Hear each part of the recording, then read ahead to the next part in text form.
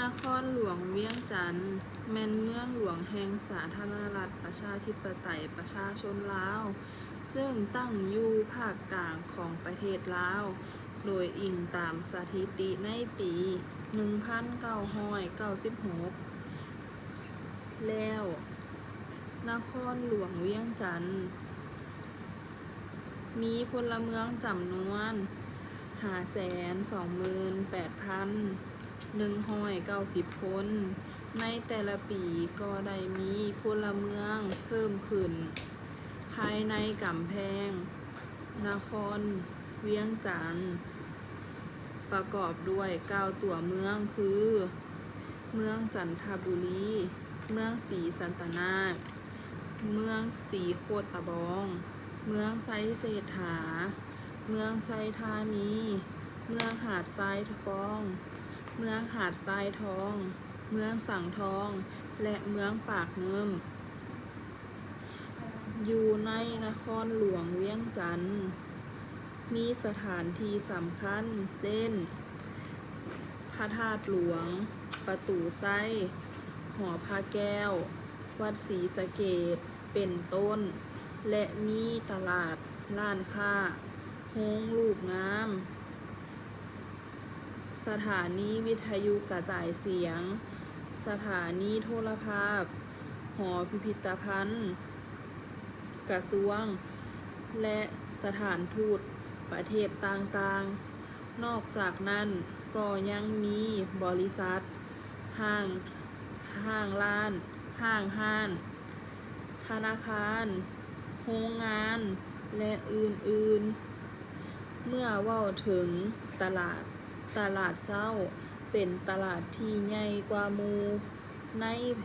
บรรดาตลาดที่มีอยู่ในนครเวียงจันทน์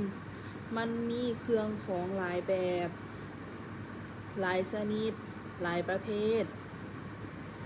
วางอยู่ทั่วไปตามท้องตลาดเช่น ตู้เย็น พัดลม โทรภาพ เครื่องปั๊มอากาศ จักรเย็บผ้า จับเย็บเครื่อง ปุ่มดูดน้ำ เครื่องสำอาง เครื่องนุ่งห่ม และอื่นๆ พิเศษ มันยังมีห้างสรรพสินค้า ซึ่งตั้งอยู่ใจกลางของตลาดเช้าอีกด้วย อยู่ในร้านแห่งนี้มีสินค้าหลายชนิด โดยได้วางไว้อย่างเป็นระเบียบเรียบร้อยดี ทั้งผู้ขายก็มีใบหน้าที่ยิ้มแย้มแจ่มใส คอยต้อนรับ และบริการลูกค้าด้วยความเป็นกันเอง ฉะนั้น เมื่อเวลาเฮาย่างเลาะเข้าไปซื้อเครื่อง ก็จะเห็นสินค้าแต่ละประเภทวางเป็นหมวด เช่น เครื่องใช้ไฟฟ้า เครื่องเครื่องสำอาง เครื่องนุ่งห่ม เครื่องใช้ในเรือนครัว เครื่องใช้สอย เครื่องดื่ม เครื่องปรุง และอื่นๆอีกหลายอย่าง เมื่อเว้าถึงการสัญจรไปมาภายในนครหลวงเวียงจันทน์ก็มีความสะดวกดี